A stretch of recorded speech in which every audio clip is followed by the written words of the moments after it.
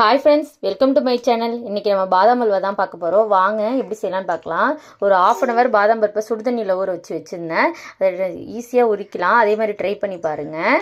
பாதாம் பருப்பு ஒரு 100-150 மில்லி பால் நல்லா காய்ச்சி ஆறுனது. அதை நல்லா அரைச்சி எடுத்துக்கலாம். நைஸாக பேஸ்ட்டாக அரைச்சி எடுத்துக்கிங்க. நெய் ஒரு 2 ஸ்பூன் ஊற்றி ஃபஸ்ட்டு பாதாம் அந்த பேஸ்ட்டை அரைச்சதை நல்லா நெய்யிலே வதக்கிக்கலாம். நெக்ஸ்ட்டு சர்க்கரை தேவையானது ஒரு 3/4 கப் சர்க்கரை போட்டுக்கலாம். அதையும் போட்டு நல்லா கிளறிக்கிங்க. கரைஞ்சி வரும். நெய் ஸ்பூன் கிளற ஊற்றிக்கிட்டே இருங்க.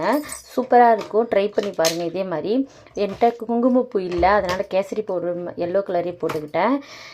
கலருக்காக தான். தேவைன்னா போட்டுக்கிங்க, இல்லைன்னா வேணாம். ஆனால் டேஸ்ட்டாக இருந்துச்சு, சூப்பராக இருந்துச்சு. ஏலக்காய் தூள் போட்டுக்கலாம்.